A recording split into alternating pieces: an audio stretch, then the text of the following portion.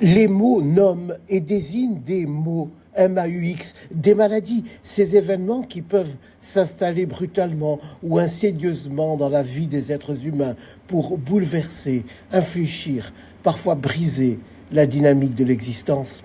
Dans l'information qu'il quête auprès du médecin ou à laquelle il est convoqué dans ce que la France appelle une consultation d'annonce, la personne devenue malade attend moins les termes techniques qui désigneront son mal que le pronostic qui s'y attache, à tel point que les mots techniques eux-mêmes, ceux qui nomment les maladies, sont entendus non comme des diagnostics, mais comme des pronostics, car les diagnostics de certaines maladies portent avec elles le poids de représentations lourdes qui projettent un destin. Sclérose en plaques annonce le handicap proche, cancer annonce les métastases, démence annonce la perte irrémédiable de la mémoire des événements, des personnes, des lieux et donc de sa propre histoire. Ces raccourcis dont on imagine le poids émotionnel sont faux, caricaturaux, schématiques, mais ils peuvent faire chavirer les existences.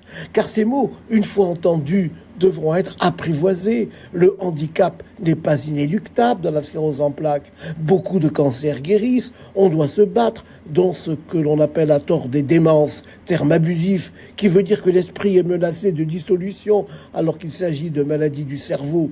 Pour apprivoiser ces mots, pour élaborer avec eux un compromis existentiel. Encore faut-il ensuite les utiliser avec parcimonie dans les relations que le médecin et l'équipe de soins nouent avec le malade.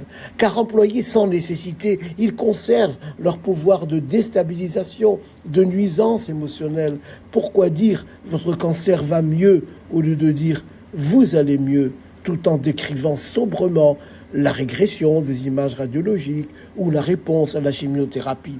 Il faut aussi toujours se défier de ce comportement réducteur qui confond maladie et malade. On n'est pas parkinsonien, sclérosé en plaques, cancéreux, Alzheimer, diabétique. On a une maladie de Parkinson, on a une sclérose en plaques, on a un cancer, on a un Alzheimer, on a un diabète, on a une épilepsie. La maladie n'est pas de l'ordre de l'être, mais elle est de l'ordre de l'avoir. La maladie peut encombrer de sa présence obstinée l'existence de la personne malade, mais elle ne se substitue pas à la personne. Malgré la maladie, il y a l'histoire d'une vie qui doit aller de l'avant, qu'il s'agisse de famille, d'amis, de travail, de loisirs, de projets. Ainsi doit se construire la résistance de l'être à sa submersion par la maladie.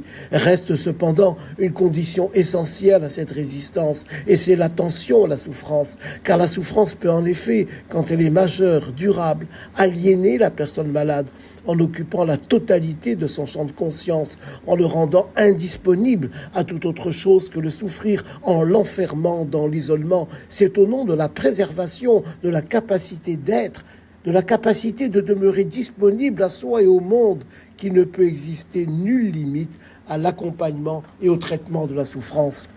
L'éthique, c'est donc tout à la fois un souci de retenue dans le comportement, de délicatesse à l'égard d'autrui, de vigilance à l'égard de la souffrance, un souci de préserver la personne qui jamais ne peut se résumer à sa maladie, mais qui est d'abord une vie dont l'histoire doit se poursuivre, une vie dont il faut susciter le récit en évitant toute parole intrusive, en préférant la parole furtive, car il s'agit toujours moins de parler d'abondance que de témoigner par l'écoute d'une présence d'abord préoccupée du cours ordinaire des vies humaines, cet ordinaire de la vie qui se révèle si précieux quand la maladie est venue en bouleverser le cours.